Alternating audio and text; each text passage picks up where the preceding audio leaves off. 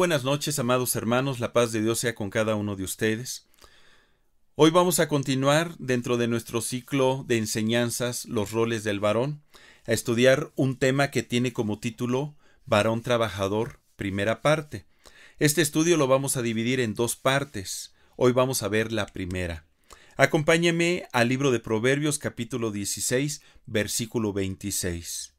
Proverbios 16, 26 dice: El alma del que trabaja, trabaja para sí, porque su boca le estimula. ¿Me acompañas a hacer una oración? Te damos gracias, Padre, porque tu Espíritu Santo está aquí en medio de nosotros, y tú vas a permitir que cada una de tus palabras vengan a renovar nuestro entendimiento, que tú traigas luz a nuestro corazón sobre la forma en cómo debemos de desarrollarnos dentro de este rol, el rol del trabajo, para que podamos ser varones prósperos, varones bendecidos, varones que vivamos en plenitud, varones que podamos tener un equilibrio en esta área, varones que podamos, a través de la diligencia, alcanzar las metas y propósitos que tú tienes para nosotros, que en el nombre de Jesucristo podamos ser ejemplo a nuestras generaciones y que a través de una actitud de diligencia y de esfuerzo podamos no solamente heredar bendiciones, sino dar un buen testimonio de cómo tú haces las cosas a través de todos nosotros. Te bendecimos y te damos gracias, porque tú estás el día de hoy hablando a nuestros corazones, en el nombre de Cristo Jesús. Amén. Amén. Este proverbio que acabamos de leer es un proverbio que nos muestra la intención primaria del por qué el hombre trabaja. Dice que trabajamos porque el hambre nos estimula, nos impulsa a hacerlo. Significa que trabajamos para suplir nuestras necesidades primarias, las necesidades básicas. El hombre normalmente inicia su etapa laboral en su juventud, aproximadamente a los 18 años de edad. Algunos trabajan porque tienen la necesidad de apoyar a sus padres, otros porque desean hacer frente a los compromisos que van contrayendo, como empiezan a tener una novia, la adquisición de un auto, de ropa, alguna casa. Desde temprana edad les empieza a llamar la atención el tener recursos para comprarse cosas.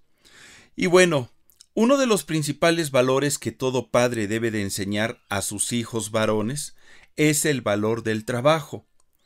Es un valor que, si se enseña desde temprana edad, va a facilitar a los jóvenes para que se puedan desempeñar correctamente y alcanzar las metas en diferentes ámbitos de su vida. Porque al ser trabajadores, tendrán los recursos necesarios para poder formar una familia. Pero ¿cómo enseñar el gusto por el trabajo a nuestros hijos si tal vez a nosotros posiblemente no nos lo enseñaron? Vivimos en una cultura de los atajos, de tomar el camino más sencillo en vez de esforzarnos, donde la competencia laboral se ha incrementado. Y si no proporcionamos a nuestros hijos la formación adecuada en esta área, lo más seguro es que en el futuro vayan a fracasar. La declaración de Jesús que encontramos en el Evangelio de Juan, capítulo 5, versículo 1, nos muestra el camino que debemos de tomar, nosotros como padres y nuestros hijos también. Dice la Escritura, Evangelio de Juan, capítulo 5, versículo 1.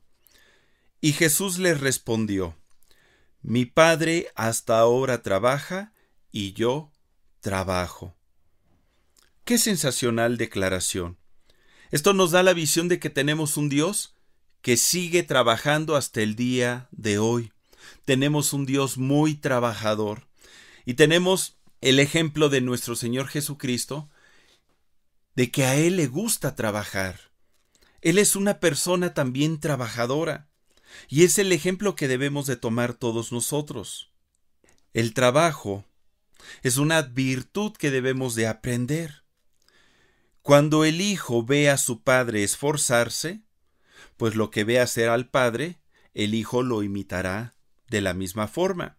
Si tenemos un padre que fue muy trabajador, pues lo más común es que nosotros hayamos aprendido el valor del trabajo. Y si a lo mejor no lo aprendimos por parte de nuestro Padre, pues vamos a aprenderlo por parte de nuestro Señor Jesucristo.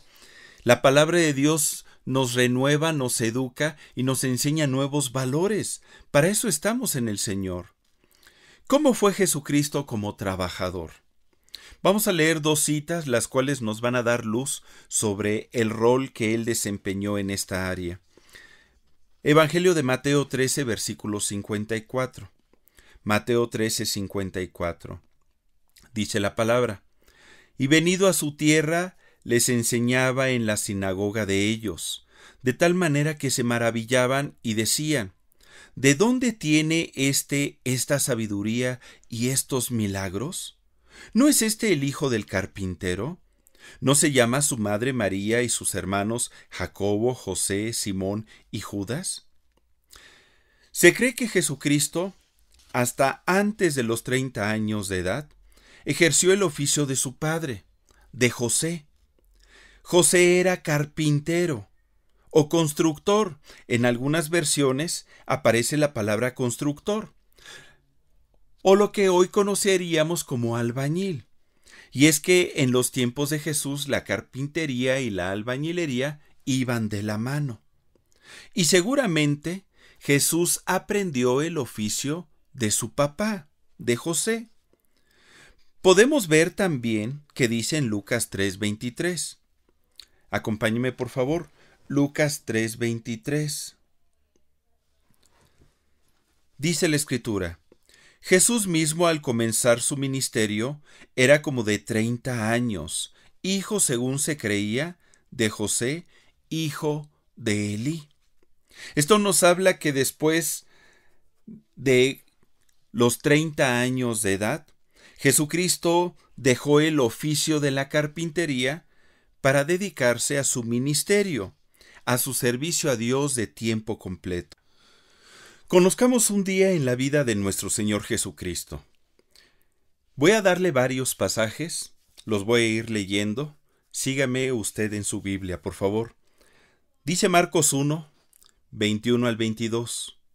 Y entraron en Capernaum, y los días de reposo, entrando en la sinagoga, enseñaba, y se admiraban de su doctrina, porque les enseñaba como quien tiene autoridad, y no como los escribas.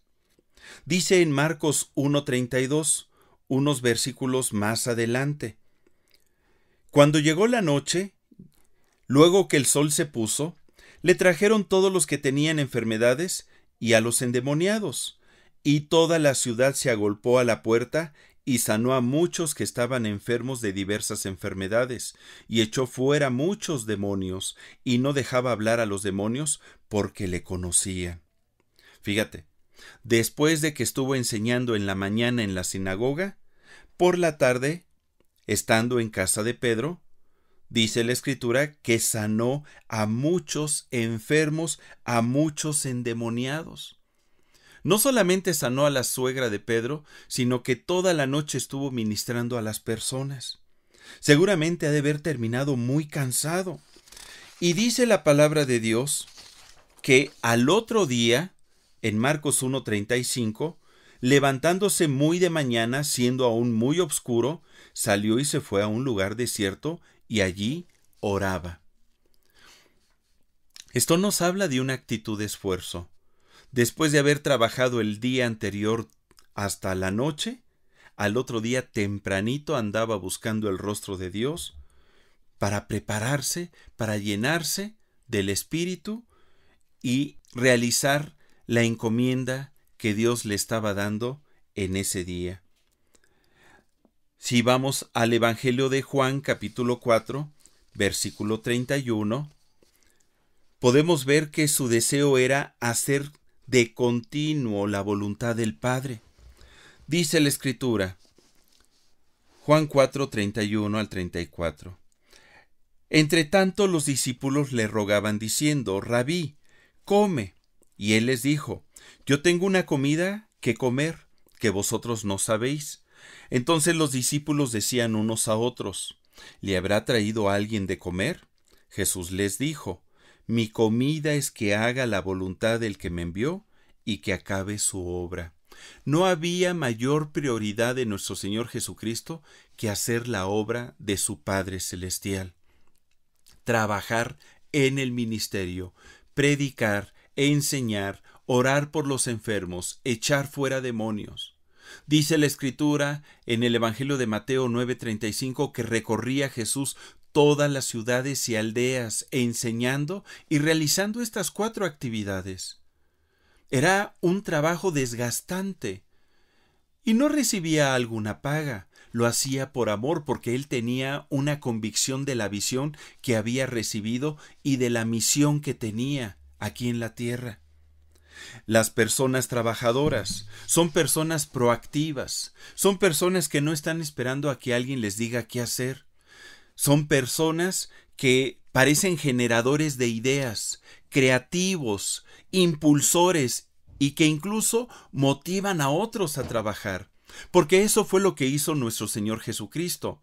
Cuando leemos ahí en Mateo 4, Jesucristo empezó a predicar cerca del lago de Galilea y empezó a llamar a sus discípulos.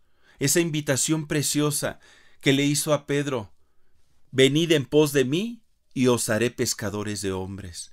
Como diciéndole, sígueme, yo te voy a enseñar a desarrollar tus dones, tus talentos, tus capacidades, te voy a capacitar para que tú puedas cumplir el propósito que Dios tiene para tu vida. Que el reino de Dios se extienda a través de ti. Capacitó a un equipo de trabajo y lo invitó a que juntamente con él pudieran desarrollar su ministerio. En pocas palabras, Jesucristo era muy trabajador. ¿Qué trabajos desarrolló entonces Jesús? En los pasajes que leímos, vimos que él desarrolló 2 principalmente. 2 actividades. Una a la que llamamos su oficio, que era una ocupación de trabajo físico. Era su ocupación en los primeros años de su vida. Un oficio heredado por su padre, José. Un trabajo físico manual que pues no requería de ningún estudio teórico. Simplemente a través de la práctica aprender la construcción o la carpintería. Y después de los 30 años empezó a desarrollar su ministerio. Ministerio que lo pudo desarrollar porque seguramente en su juventud empezó a prepararse también. El ministerio es un empleo o un cargo o una ocupación de ministro. Un ministro viene a ser un representante de Dios. Es un diplomático del reino de los cielos aquí en la tierra, encargado de ejecutar las órdenes que Dios le da. Y la gente se sorprendía de que Jesucristo, aun cuando era una persona no letrada, porque no tuvo estudios, sin embargo, había en él una sabiduría y una autoridad sin igual. Dice que los vecinos decían: ¿de dónde tiene esta sabiduría y estos milagros? ¿No es este el hijo del carpintero? Nosotros conocemos quién es Jesús. Él se crió con nuestros hijos. Sabemos que él empezó a trabajar desde adolescente con su papá. ¿Cómo es que tiene esta sabiduría si no fue a una universidad o a una escuela? Los que tenían estudios como los fariseos y los sacerdotes del templo también lo cuestionaban. Dice en Marcos 11 del 27 al 28. Volvieron entonces a Jerusalén y andando él por el templo, vinieron a él los principales sacerdotes, los escribas y los ancianos, y le dijeron: ¿con qué autoridad haces estas cosas y quién te dio autoridad para hacer estas cosas? Esto me lleva a formularme algunas preguntas. ¿Verdaderamente el éxito laboral de una persona está basado en la capacidad de estudios que desarrolle? Si hablamos a nivel profesional, una persona va a prosperar en su trabajo únicamente si tiene estudios a nivel licenciatura, maestría o doctorado. Si hablamos a nivel ministerial, una persona, un ministro, solamente va a prosperar en su ministerio si tiene estudios en un instituto bíblico con certificado. Porque yo veo que Jesús e incluso sus discípulos pues no tenían nada de esto, y Dios se manifestó en sus vidas e hizo grandes cosas a través de ellos. Una persona que no estudió entonces, o que alcanzó un nivel limitado de estudios, ¿estará destinada al fracaso? ¿En qué consiste el verdadero éxito en la vida? ¿Cuáles serán los elementos formativos que influyen en que una persona se desenvuelva en la vida de tal manera que logre sus sueños? Si yo deseo destacar en mi empleo, ¿qué actitudes o aptitudes deberé de desarrollar para alcanzar el éxito? Si no he progresado en el trabajo y por ende económicamente, ¿será porque hay pecado en mi vida? ¿O qué estaré haciendo mal?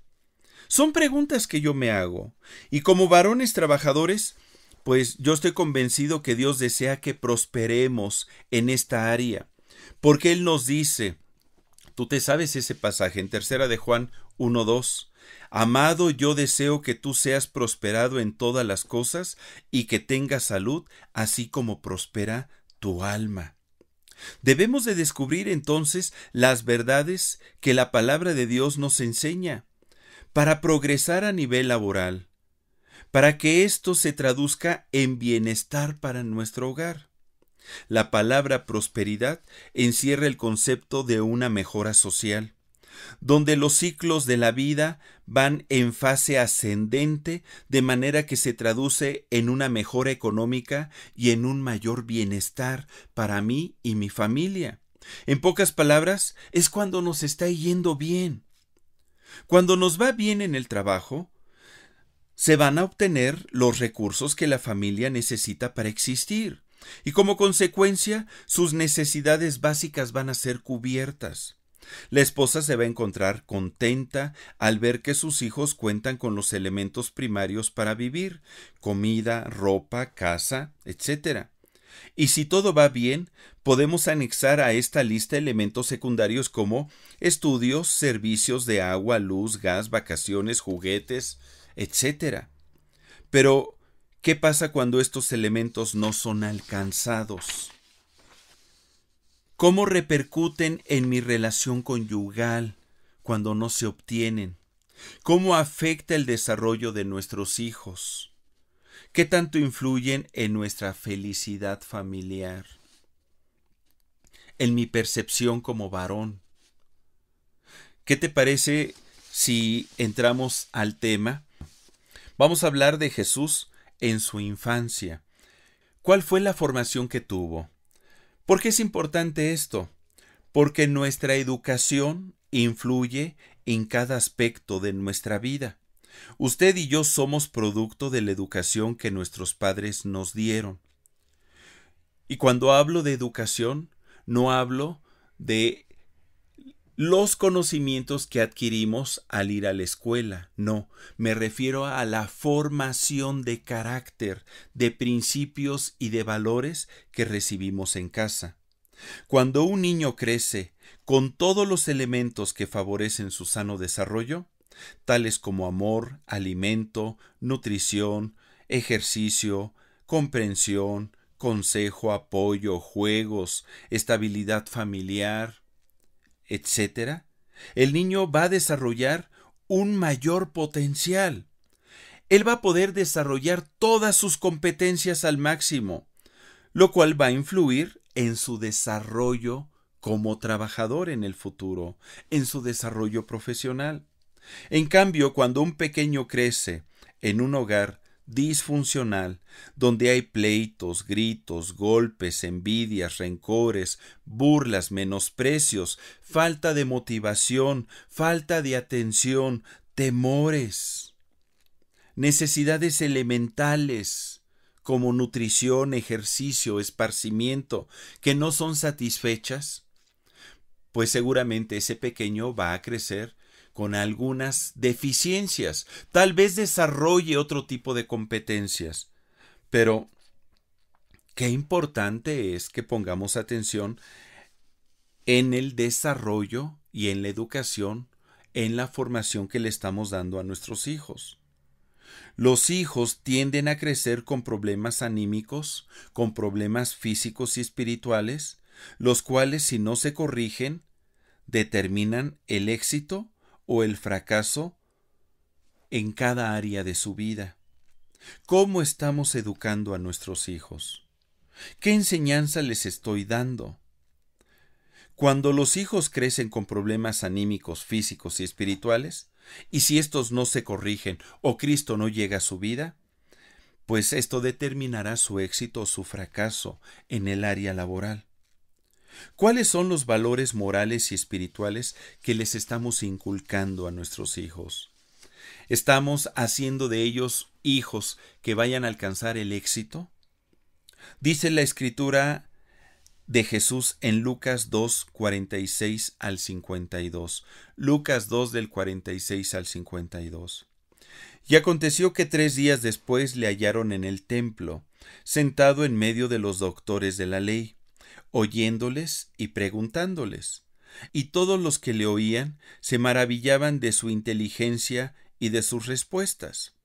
Cuando le vieron se sorprendieron, y le dijo su madre: Hijo, ¿por qué nos has hecho así?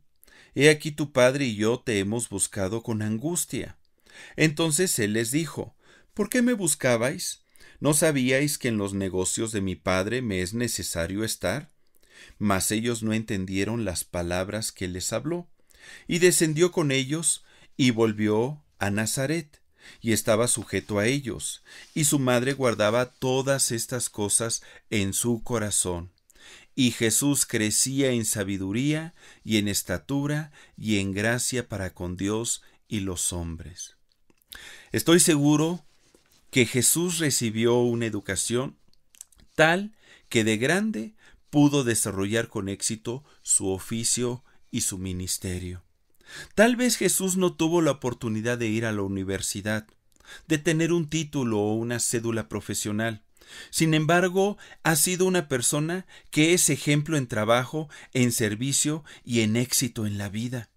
Porque el éxito en el rol del trabajo no se gesta en una universidad. El conocimiento es importante. La capacitación es importante. No digo que no estudiemos. Hay que estudiar. Pero si tú eres una persona que no tuviste la oportunidad de estudiar, porque tal vez tus padres no tenían recursos, a lo mejor te quedaste con una enseñanza a nivel secundaria o a nivel media superior, no por eso significa que estás destinado a fracasar laboralmente. No significa que estés destinado a no tener una bendición de parte de Dios que te prospere y que te haga suplir las necesidades dentro de tu hogar. No. Si puedes estudiar, si puedes lograr que tus hijos estudien, qué bueno, procúralo y hazlo. Les estás dando más herramientas.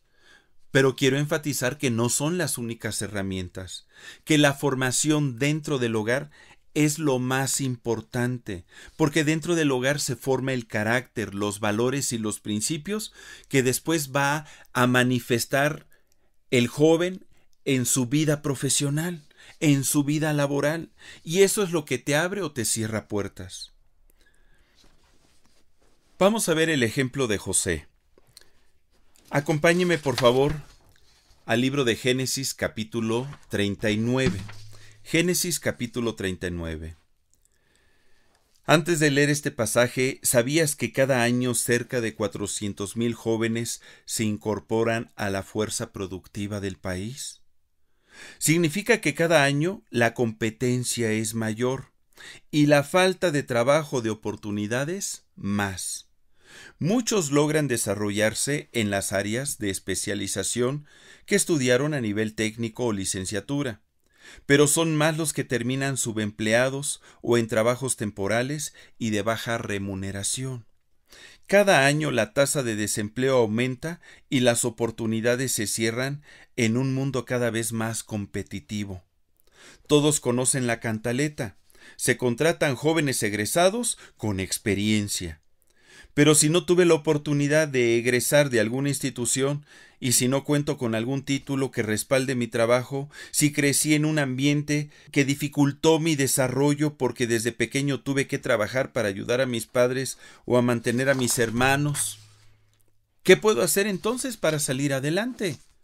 ¿Cómo puedo tener un mejor empleo que se traduzca en una mejor remuneración y por consiguiente en un mayor bienestar familiar y una mejor calidad de vida?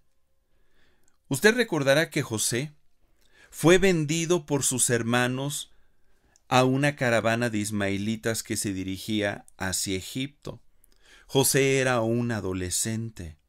Acompáñeme ahora sí a Génesis 39 del 1 al 3, donde dice: Llevado pues José a Egipto, Potifar, oficial de Faraón, capitán de la guardia, varón egipcio, lo compró de los ismaelitas que lo habían llevado allá. Mas Dios estaba con José, y fue varón próspero, y estaba en la casa de su amo el egipcio, y vio su amo que Dios estaba con él, y que todo lo que él hacía, Dios lo hacía prosperar en su mano. ¡Qué interesante! José fue llevado a Egipto y vendido como esclavo, eso dice el versículo 1. Ahí en Egipto, él empezó a trabajar.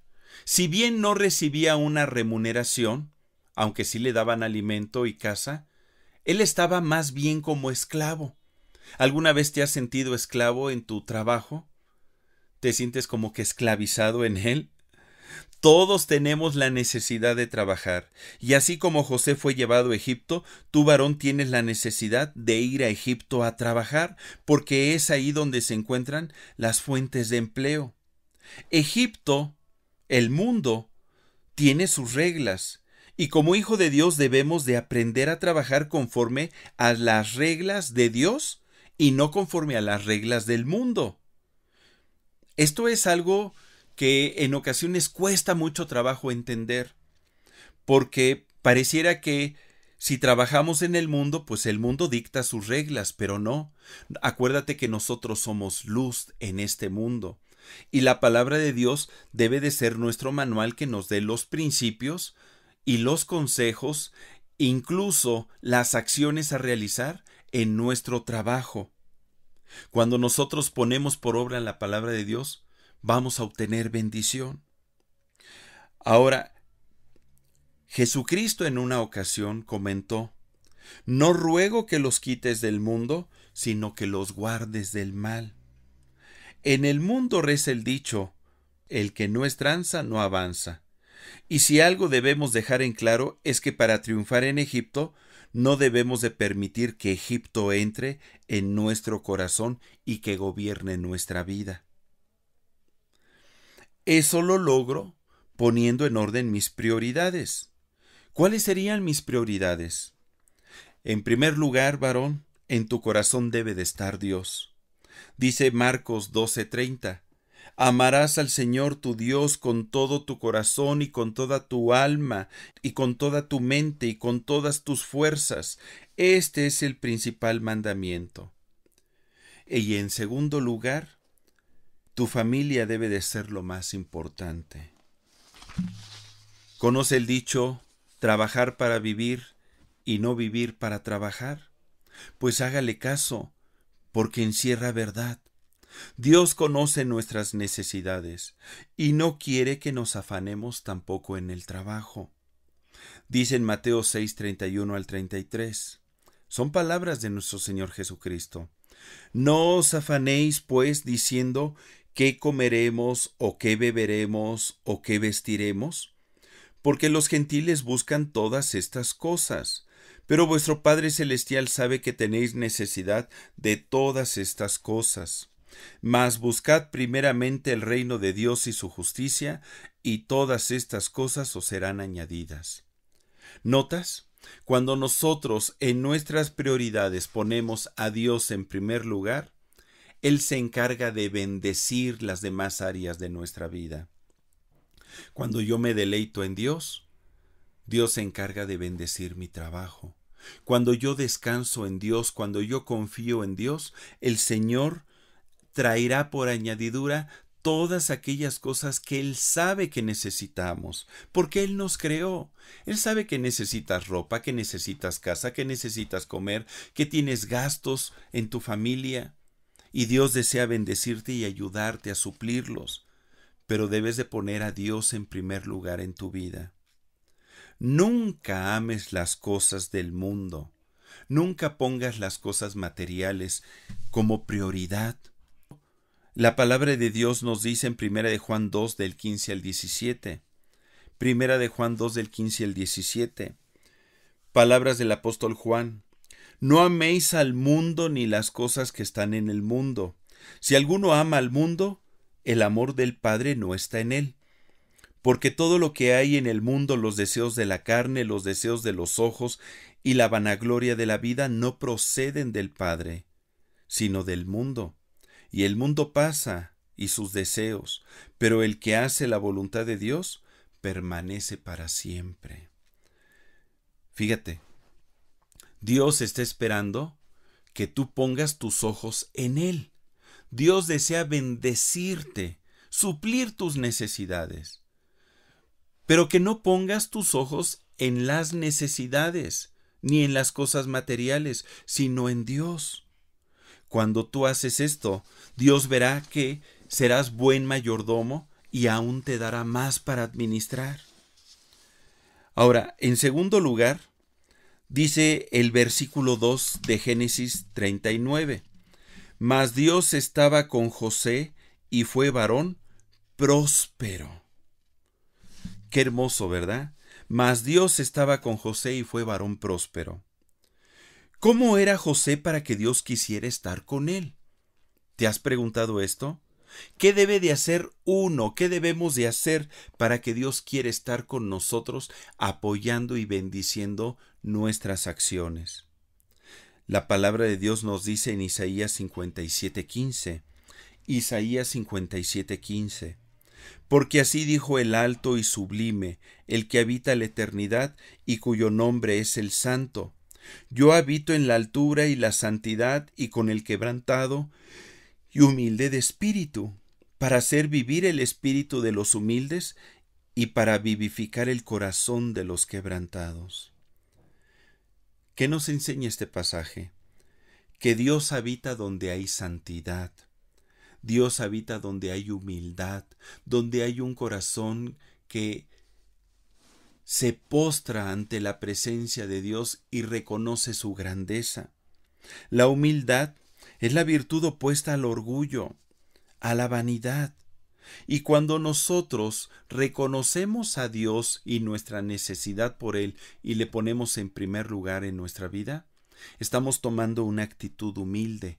Y eso va a hacer que Dios quiera estar con nosotros, porque Dios habita con el humilde de espíritu. Dice aquí que también habita con el quebrantado. El quebranto es el abatimiento físico o moral producida por una pérdida o por un daño. Yo estoy convencido que cuando un varón pierde su trabajo y busca el rostro de Dios, Dios va a estar ahí con él. Y tarde o temprano Dios le va a bendecir. Y si perdió un buen trabajo, el Señor le va a dar otro mejor. Y dice también la Escritura que Dios habita con el que vive en santidad. La santidad es la calidad de santo, de ser una persona que busque la perfección, que vive libre de toda culpa. Es una virtud que nos lleva a sabernos que estamos apartados para ser de Dios, que vivimos para Él, que estamos consagrados a Él, que vivimos conforme a su palabra. Hermano, pero yo no voy a servir de tiempo completo. Yo no me tengo que consagrar a Dios, ¿o sí? Claro que sí. Desde el momento en que tú le entregaste tu vida a Cristo y aceptaste a Jesucristo como tu Señor y Salvador, te estás consagrando a Él. El vivir consagrado a Dios es vivir en su temor todos los días. Saber que nuestras obras, que nuestros pensamientos, que nuestros sentimientos están ante los ojos de Dios. La prosperidad o la bendición entonces viene de asegurarnos de que Dios esté con nosotros. Recordemos que la definición de prosperidad, como el mundo la ve, no precisamente es la prosperidad que Dios da. La prosperidad del mundo está basada principalmente en poder, fama y dinero, pero la prosperidad de Dios está basada en su presencia. Manifiesta en todos nosotros, donde el dinero, el poder y el buen nombre vienen de Él y solo son añadiduras a nuestra vida, mas no lo principal. Ahora, punto número 3. Dice el versículo 3 de Génesis 39, y vio su amo que Dios estaba con él. Y vio su amo que Dios estaba con él, y que todo lo que él hacía, Dios lo hacía prosperar en su mano. Este punto número 3 vamos a tratarlo en dos partes. La primera parte: y vio su amo que Dios estaba con José. Tus jefes en el trabajo pueden ver que Dios está contigo, varón. ¿Cómo te comportas en el trabajo? ¿Como un hijo de Dios cuya luz de Jesucristo brilla en su vida? ¿O como un cristiano de la secreta cuya luz está apagada? ¿Saben en tu trabajo que eres un hijo de Dios? ¿Te guías en tu trabajo bajo sus principios? La gente que te rodea en la oficina, en la fábrica, en el negocio, en la empresa, debe de ver que Jesucristo está en tu vida en todo su esplendor. Ahora, en segundo lugar, dice el versículo 3, que todo lo que él hacía, que todo lo que José hacía, Dios lo hacía prosperar en su mano. Este versículo trae luz a nuestro entendimiento porque podemos ver en él dos principios también muy importantes. Al principio dice, todo lo que él hacía, Dios lo hacía. Fíjate, José hacía y entonces Dios hacía. Significa que José tomaba la iniciativa en su trabajo. Él era una persona sumamente diligente. A esto se le llama diligencia. Una persona que tiene la disposición de hacer con interés su deber. Se dice que una persona diligente es aquella que es activa, ágil, esmerada, lista, apresta, pronta, rápida, resuelta, solícita, atenta, celosa, cuidadosa, exacta, puntual y servicial. ¿Tú, varón, en tu trabajo te conocen como una persona diligente? Porque Dios desea prosperarte y bendecirte. Pero para que Dios pueda hacer, tú tienes que hacer primero. Varón, Dios desea que seas una persona emprendedora, con iniciativa, que no te esperes a que se te diga qué hacer, sino que tú seas una persona que aporte ideas, que haga que las cosas sucedan. Hay dos tipos de personas en el mundo, hermano: los que son cola y los que son cabeza. ¿Tú de cuál quieres ser? Porque Dios desea que tú seas cabeza. ¿Pero lo querrás tú? Dice en Deuteronomio 28:13. Habla Dios acerca de las bendiciones que recibe aquel que le ama y guarda sus mandamientos, aquel que le obedece. Deuteronomio 28:13. Y te pondrá Dios por cabeza y no por cola, y estarás encima solamente y no estarás debajo. Si obedecieres los mandamientos del Señor tu Dios, que yo te ordeno hoy, para que los guardes y cumplas. La diferencia de uno y de otro es que los que quieren ser cola esperan que se les diga qué hacer. Tienen una actitud mediocre, son conformistas, no desean dar de sí. Y cuando se les da una indicación, les cuesta trabajo obedecer y sujetarse a sus autoridades. Y por lo mismo a este tipo de personas también les cuesta trabajo obedecer a Dios, porque hay pereza y hay negligencia en su corazón. Si no pueden obedecer indicaciones sencillas de su jefe en el trabajo, ¿tú crees que van a querer obedecer a Dios? Tampoco. Dice en Proverbios 10 del 4 al 5, la mano del negligente empobrece, mas la mano de los diligentes enriquece. El que recoge en el verano es hombre entendido, el que duerme en el tiempo de la siega es hijo que avergüenza. También dice Proverbios 12:24, la mano de los diligentes señoreará, mas la negligencia será tributaria. Y dice Proverbios 13:4, el alma del perezoso desea y nada alcanza, mas el alma de los diligentes será prosperada. ¿Tú cómo te quieres ver, varón? Si tú te das cuenta, Dios nos está haciendo la invitación de esforzarnos, de ser diligentes, de echarle ganas. Dios desea bendecirte, pero para que su bendición se haga efectiva, tú debes de esforzarte y hacer la parte que te corresponde. ¿Quieres ser cabeza o quieres ser cola?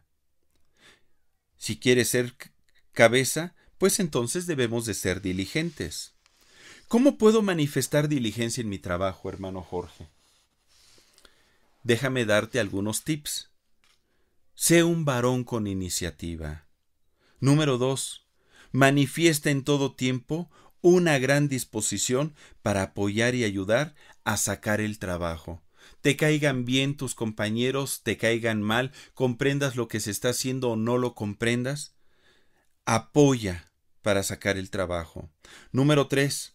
Manifiesta una actitud de agilidad. ¿Qué significa? Que tus movimientos sean rápidos y con soltura.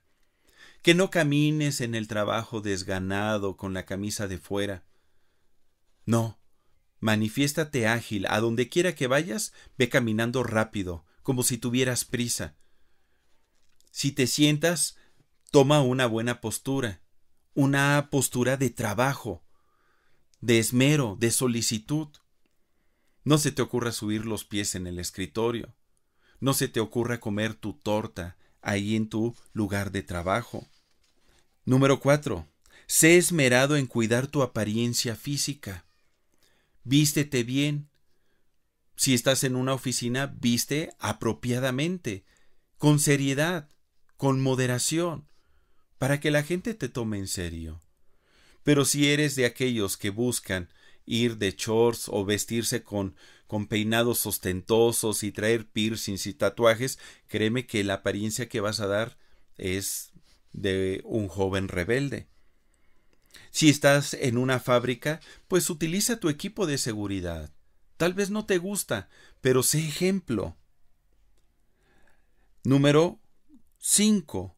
Sé lo más rápido en entregar el trabajo asignado. Si te piden algo, no te tardes mucho tiempo en entregarlo. A lo mejor te dan un plazo, 1 o 2 semanas, tú entrégalo antes. Entre más rápido seas para resolver, pues vas a crear una mejor impresión a tus jefes. Número 6. Atrévete a ser resuelto en tus decisiones e ideas. Esto proyecta carácter y seguridad.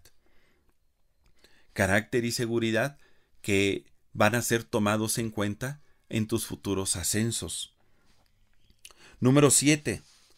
Sé atento con todos, sé amable y cortés con tus compañeros y con tu jefe.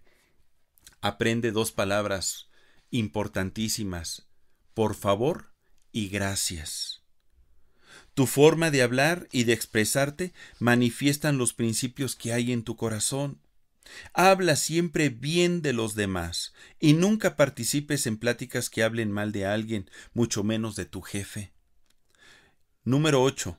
Sé puntual en todo tiempo, para llegar a una cita como para entregar el trabajo a tiempo, como para entrar a tu trabajo también. Esto se relaciona en nuestra capacidad de cumplir nuestros compromisos. Si la puntualidad es la virtud de hacer las cosas a su debido tiempo, entonces lleva una agenda para programar tu trabajo. Utiliza las agendas electrónicas o una agenda de papel, pero trata de ser puntual. Llegar a tu cita 5, 10, 15 minutos antes. Número 9. Manifiesta celo en el trabajo que tienes. Significa que debes de ponerte la camiseta de la empresa en la cual estás trabajando y cuidar todo lo que se te encarga como si fuera propio. Esto es ser un buen mayordomo. Número 10. Sé servicial con todos.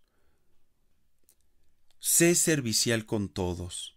Esto es, apoya, ayuda, interésate en los demás, pero ten cuidado de no ser lambiscón.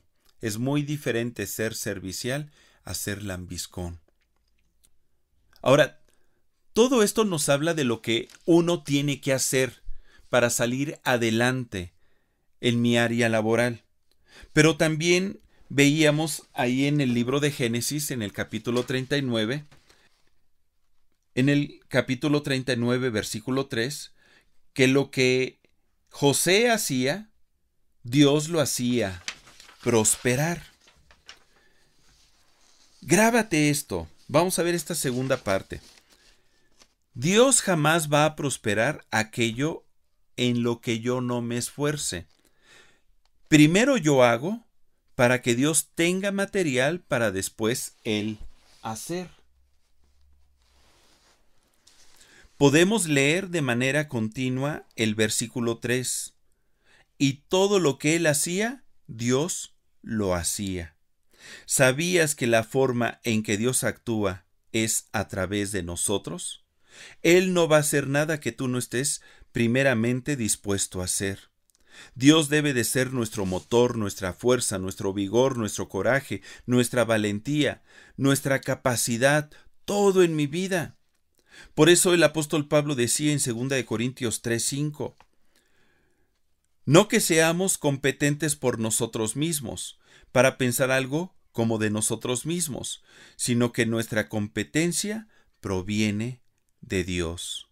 Si tú piensas que no tienes talento, si tú crees que no puedes con las responsabilidades del trabajo, si tú tienes temor a prosperar, solamente recuerda, todo lo podemos en Cristo, que nos fortalece. ¿Qué te parece si hacemos una pausa y continuamos este estudio la próxima semana? Y durante esta semana medita los consejos que se han enunciado, para que tú y yo podamos ser varones trabajadores, prósperos, bendecidos. Yo te voy a invitar a que oremos y pongamos en manos de Dios nuestro trabajo. Hoy en día algunos están teniendo recorte de trabajo, hay varones que lo están perdiendo. ¿Qué te parece si oramos por el trabajo de todos los varones? ¿Me acompañas? Padre, y te damos gracias por la palabra que podemos recibir en este día. Sabemos que es tu Espíritu Santo queriendo hablar a nuestro corazón. Permite que en el nombre de Jesucristo cada uno de nosotros podamos desarrollar las características adecuadas para salir adelante en nuestros trabajos. Que Cristo sea formado en nuestros corazones. Que podamos aprender tus valores y principios para manifestarlos y ser prosperados en nuestros negocios o en nuestros empleos. Permite que en el nombre de Jesús cada varón de la iglesia pueda ser bendecido y su fuente de trabajo no pueda ser tocada. Que en el nombre de Jesús, aún mis hermanos que escuchen este mensaje y que no tengan empleo, que puedan recibir por la fe en el Hijo de Dios, el que tú a través de esta oración les vas a estar dando ya un empleo, que ellos ya lo tienen, Señor, y que pronto se va a manifestar y va a venir a sus vidas esta bendición. Te doy gracias porque tú nos ayudas a ser diligentes, a ser esforzados y a dar un buen testimonio, a hablarles a todos de que somos tus hijos Permite que en el nombre de Jesús podamos brillar con tu luz. Trae bendición y prosperidad a nuestros trabajos. Ayúdanos, Padre, a suplir las necesidades dentro de nuestro hogar y enséñanos a descansar en ti. Gracias te damos porque tú estás presente y nos estás ministrando a cada uno de nosotros y recibimos tus promesas. En el nombre de Cristo Jesús. Amén. Amén. Te espero entonces en la próxima cápsula para terminar este estudio. La paz de Dios sea contigo. Dios te bendice.